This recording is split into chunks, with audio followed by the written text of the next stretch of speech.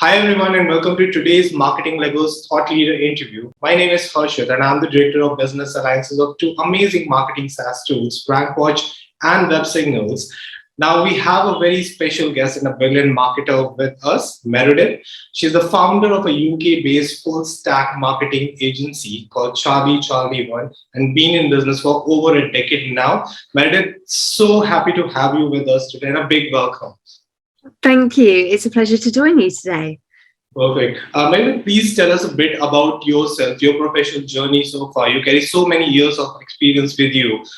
Would love to know more about you. Yeah, of course. So I guess my background is slightly unconventional. I started off in journalism. It was something I wanted to be a journalist since I can remember learning to write. And so all through school, university, that was what I kind of focused on. So I did a postgrad in broadcast journalism and then worked as a journalist for some news agencies in the UK, which are also international, like Sky News and ITN. And during that time, I was also an army reservist. So I ended up supporting the army in places like Iraq and Afghanistan, working on media projects and supporting their communications. And when I finished that stint, I decided that, life had changed. I'd met my husband, we had a family. So I thought, I want to go freelance. And I set up my own company. And this is 10 years ago. It's our 10th year this year. Okay. And we started as pure PR communications. And as the market has evolved, probably about 5 years ago, I realized we needed to change. And at that point, we started diversifying our talents, building up our professional development. So doing courses like Squared Online with Google. So we could have the digital skills to go forward with. Gotcha. And that really brings us up to where we are today, as we're kind of, as you said, full stack. So inbound marketing, digital marketing, PR, comms. And, we've got a great team based in the UK and Australia. It's brilliant because we're very much focused on the future, where tech is going in terms of comms and marketing. And it's a really exciting time to be in marketing, I think. Yep, makes sense. So, what all, with respect to services now, the agency is offering? Please tell us a bit more about that, please. Yeah, sure. So we look after both B2B and B2C companies, and they range from the defence sector to sporting goods, sporting services, to global supply chain and logistics. It really is quite a breadth of companies that we look after. And in terms of the services that we provide, these range from things like PR and comms, so media monitoring, getting their brands out into national press or blogs, to influencers. It's also content creation, so video, blogs, down to TikTok videos and Instagram reels, downloadables, white papers, research papers. I mean, it's you name it, we're working on it in some kind of capacity across different clients. Gotcha. And do you have a proper in-house team for carrying out your operations, or is it something like you hire freelance say developers and stuff like that? So we have a mixture. So we have a team on staff who have specific skills, whether that's a background in B2B marketing or content creation or video editing. And then for certain projects, such as kind of the more technical stuff like development, then we have a team of freelancers that we know and trust and use for special projects, really. Gotcha. So with respect to clients as well, which particular business is an ideal fit to, or basically qualifies, to be your client, or which doesn't? I think it's as we've got older and as we've got more experience with dealing with clients, there's a number of factors that come into it. And actually, the key one for me is the personalities. It's who is in that business, who we're going to be working with, because no matter how much money in the world someone has to give you to work for them, if you don't want to get out of bed and work for them and enjoy their company, because we work so closely with people, that personal relationship just has to be there. And as I've got older, I've realized that if my gut feeling about a team isn't right, then, it's time to step back. But generally, you can see the people you can work with, or you can see the potential.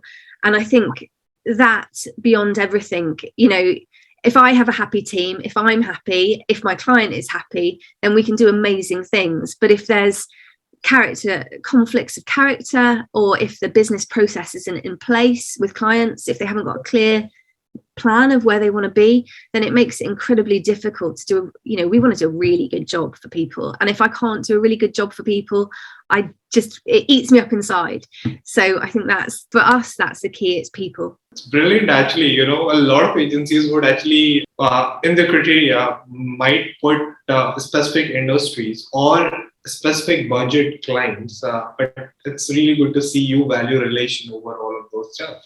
Well, I probably should have a more traditional view. I mean, it probably should be about bottom line, but I think I really care about my people. I care about my team, and I want people to be happy. And I just think, life's too short to work on accounts or on projects that you just don't believe in, or you don't have the team who believe in it as well.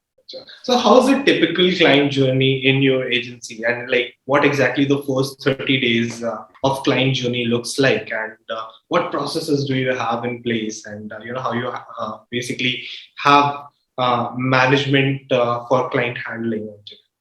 Yeah, of course. So for every single client, I think the key for us is working with them to understand where they are. In terms of the starting point, we use data and analytical platforms to really understand their business. So where are they? What are the benchmarks? Who are their competitors? What are they doing in the space? What is the potential of the market? What share of voice could they have? And what is their current reach in terms of brand awareness? And I think once we understand these fundamentals, it gives us a platform to build up. But, that's just one section of the understand phase, which I would say is the first 30 days. It's really understanding the processes of the business. So how they do lead generation, how they do demand generation. Do they have a CRM in place? Do they have a CRM that's linked to their website? You can do any kind of digital marketing or comms. If the heart of the business isn't structured well to produce that beautiful funnel, then there's a significant problem. So before we do anything, we strip it back to basics and really understand the process. How can we make this better to then bring in the marketing and the comms?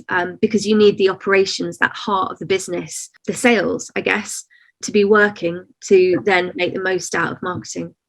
Gotcha. So do you do this for all of your clients, or let's say, for example, if a certain client approach you for a standalone service, say, SEO only, right?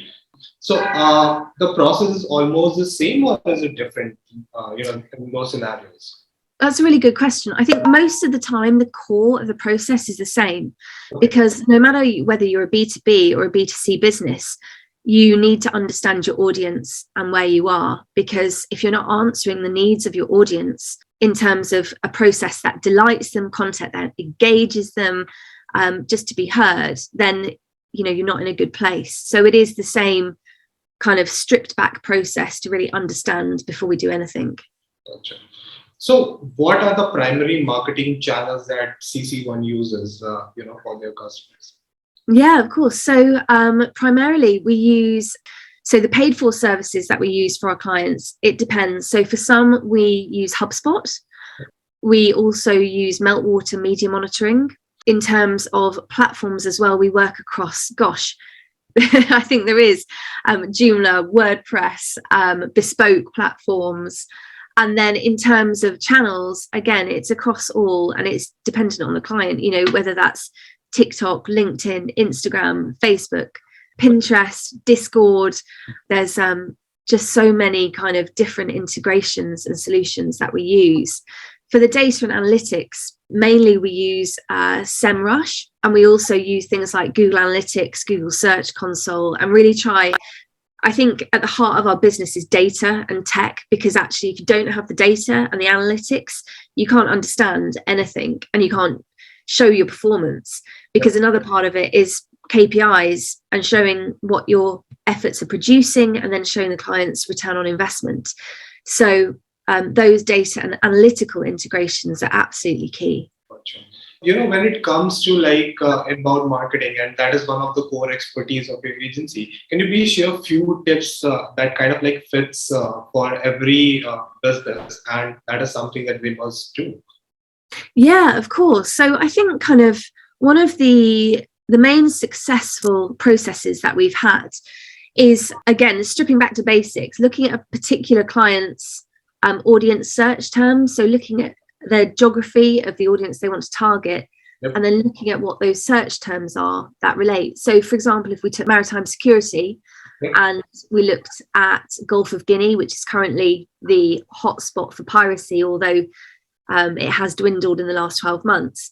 And we'd look at the terms that people were searching for around that specific topic. We'd then go away and research and write the content. So that would be calling on experts, so whether they're professors, academics, and bring that information together and then make it look beautiful and package it as a downloadable, and then structure a marketing campaign that drives the audience who are searching for that content to the website to download it. The reason that works really well is it's lead generation, but it's highly targeted, because then you're getting an audience who are actively searching for content on that issue. And I think as well, if you put it behind a form that only allows business addresses to input, then you're already making sure that you're getting good MQLs or good leads. Right. And I think that strategy can be applied at the moment across a lot of industries. That's not to say that could change the way that data protection is going. Cookies are changing. Things will change, and we'll have to learn, adapt, keep adapting. But at the moment, that is a really successful process that we've employed for quite a few companies to give them good quality MQLs. Okay. Since you mentioned, marketing content, and it's a very big part, every marketing engine runs with content, right? Can you please share a few useful tips on how you measure and, basically improve the marketing content? Yeah, of course. So, as I said, we go back to Google search, look at what people are looking for, bring them into the funnel. Yeah. And in reviewing, we set ourselves KPIs. So if we want to bring in, we'll set ourselves a KPI before the campaign. So, we want this campaign to achieve 40 good MQLs. And if we've done that, that's great. But then we need to set the bar higher. So next time it will be 60, and we'll switch up the creative, we'll change the content. So you're always maintaining momentum, but you're also trying to stretch yourself to do that a little bit better. And I think that's key, because it's so easy. And I've worked with agencies before where you achieve your KPI and you go, okay, we've done it. You sit down and you enjoy the kind of lull. But actually, to keep that funnel filled and to keep seizing the opportunity and stay ahead of the competitors, you've got to keep switching up the content. You've got to keep tracking, website visits, downloads. Are these customers repeat customers? Are they new customers? What channels are they coming in? If their leads are coming in through LinkedIn, then, hey, let's perhaps look at advertising on LinkedIn and tap into new markets. So I think it is really setting those KPIs and making sure that you smash them, and then you set higher ones. So just like you mentioned, there are multiple KPIs that you use. What are those primary, things apart from just tracking down the number of sessions or the organic means? What are the other things that kind of are very crucial for inbound marketing, and that is something that every marketer should keep a close eye on? Yeah, absolutely. So if we're looking at social media channels, for example, LinkedIn, then I would be looking at impressions, click-through rates, engagement. The same with Instagram and Facebook, because I think you can't necessarily followers. It's a good stat, but actually what you're really interested in is, if it's a brand reach campaign, then it's influence and it's how far it's gone. So I think for every different platform, you need to look at different statistics and tie them to whatever the end goal of that campaign is, whatever the objective is, and work back that way, and then sit back and look at them, whether it's once a month or every quarter, and see how they all come together holistically to show what's working and what's not, and then test and adjust. Gotcha. I think even in social media, one of the primary KPIs that people target and try to achieve is like just increasing the number of followers. But again, like engagement organically is something within the same audience is something which is not kept like close eye on. And that is very crucial for the repeat customers and all of those things. I think that adds a lot of value. Also, just curious, does Charlie One also offer CRO services? Is it something that you're doing? I mean, is that one of your agency offerings or not? So basically, you study the landing page and then say through the heat map or just recording the session of visitors and then kind of like giving recommendations to change the layout or the content or the graphics, whatever. Okay, with you. So do you know what? That's a really good point. So for the clients that we use HubSpot for, yeah. We get the heat maps and that data through that system. For the clients that don't have HubSpot, so perhaps they on more conventional systems, we don't have that at the moment, but it's something I'd definitely like to look into for them. And if a specific client wanted it, we'd do it. But I think that's a really good point, is looking at how the landing pages are performing and then optimizing them in that sense. That's a very good point.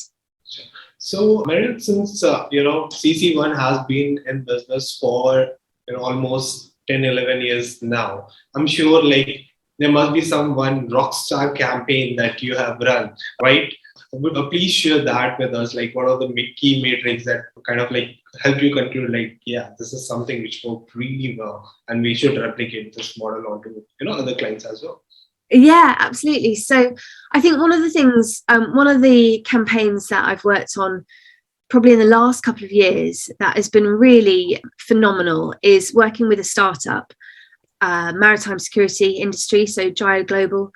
We started off with a process that we have this data, this amazing maritime security analysis, data, news.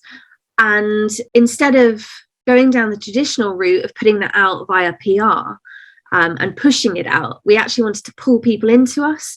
And so the way that campaign was set up was to really kind of bombard journalists, bombard influencers with really valuable information that they could just take for free and reuse.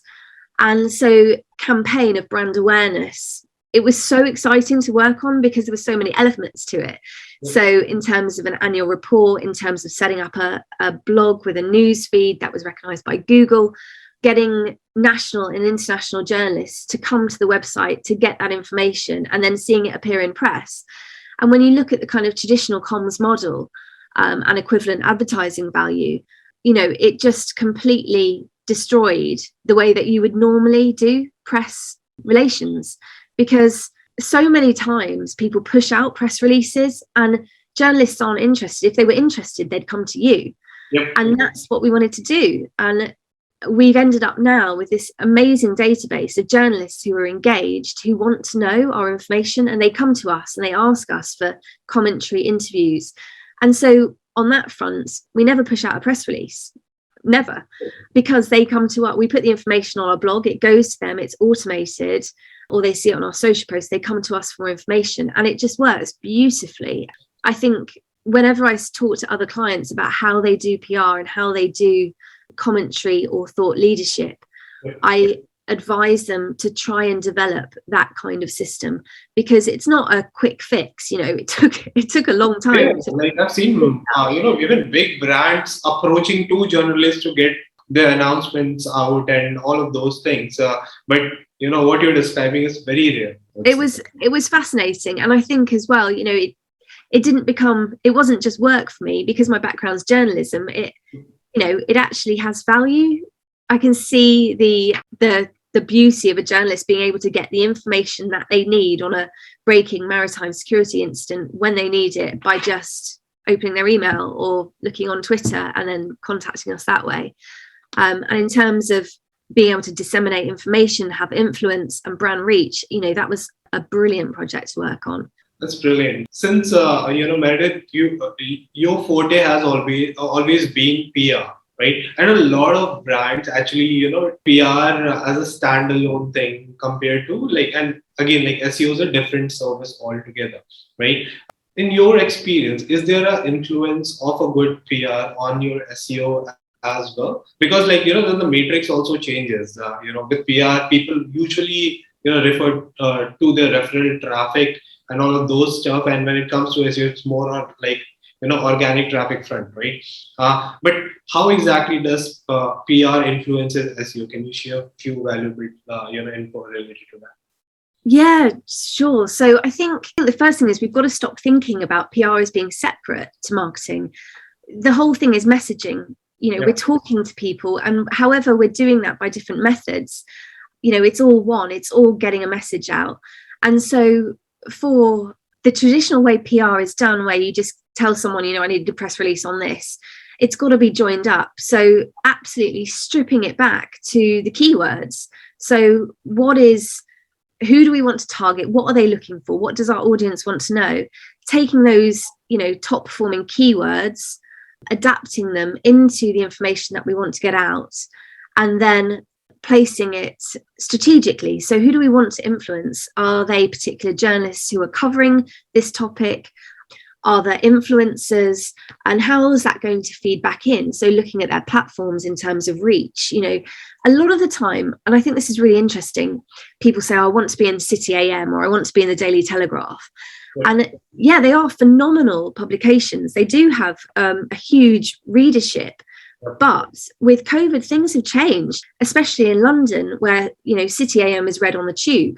So with people not going into work in the city, the value of having eyeballs on an article in City AM vice having it on a digital platform, which has huge reach, which isn't behind a paywall, that has to be considered. And I think a lot of the time it's changing perspectives about how we do PR and really bringing it straight back into messaging and making sure it has digital at its core. I think COVID has, in general, changed the way people used to do marketing a lot. Like the shift has already passed on to digital marketing more for like, almost every business who spends money on marketing, right? And the huge chunk, like earlier, if it was say 30% on digital marketing and, rest on to the other sources, now, it's exactly opposite, maybe 70% and 30% on the rest of it. So, yeah, I mean, change the game, and digital marketing industry in general has seen a boom. We're lucky to be part of it,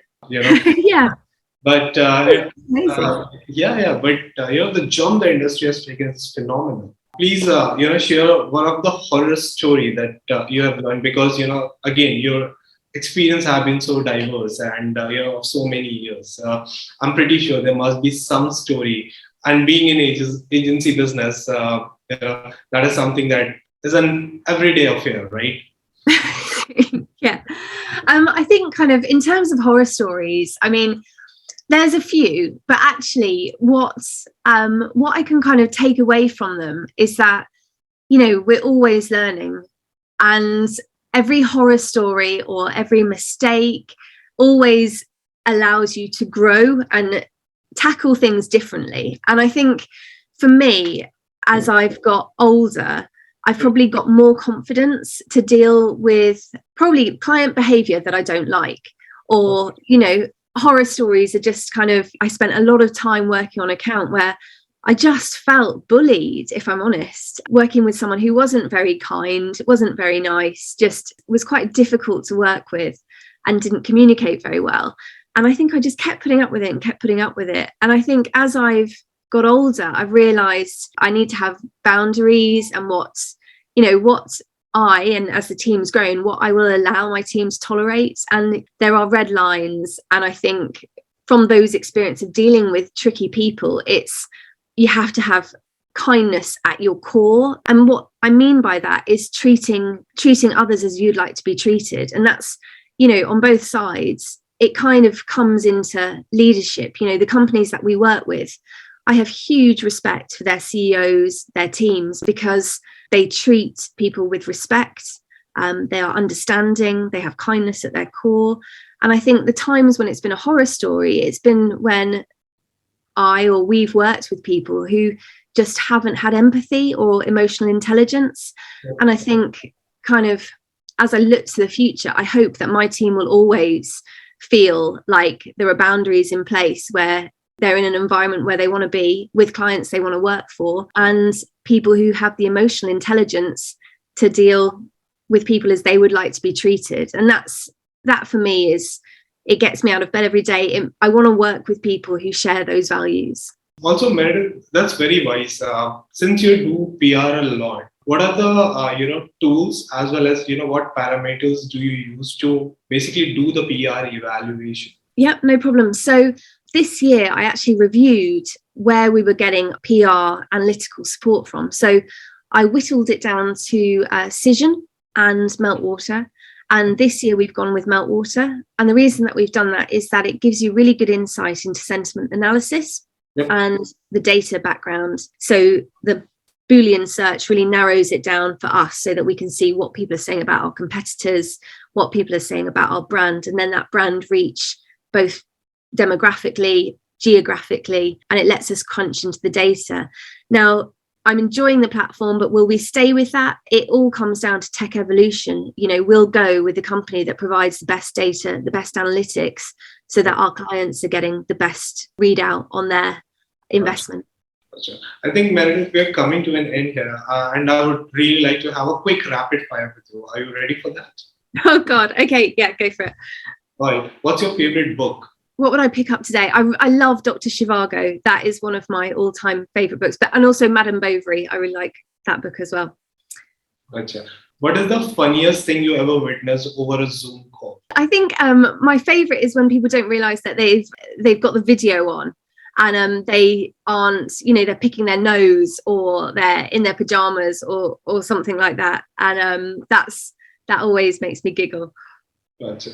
What motivates you the most? I think client satisfaction. I want people to be happy. I don't want people just to be happy. I want people to love what we're doing. And what gives me satisfaction is people have a concept, they know where they want to be, and translating that into content or, actual a physical or digital piece of work that meets that request and delights them. That gives me huge satisfaction. Gotcha. One word that describes you best. I don't know. Enthusiastic is probably the best word, because I do feel like sometimes I get a bit overexcited and carried away with stuff. So that's probably the best way of describing myself. And coming to the last question, what is your next big goal? That's a very good question. So the next big goal for me is really to, it's our 10th year. It's really to consolidate where we are and move forward. So this year for us, last year was all about growth. This year is about consolidating and making sure we've got the business process in place to grow further. So that will probably be recruitment this year. Gotcha. Any final thoughts that you would like to share with our viewers, please? Just be kind to your suppliers. I think that is everyone is happy. Just always have empathy with people. Thank you. I think it's wonderful having you, Meredyth, with us today, and I really wish wish you very good luck. Thank you so much for all your time. I really appreciate it. No, thank you so much. That was brilliant.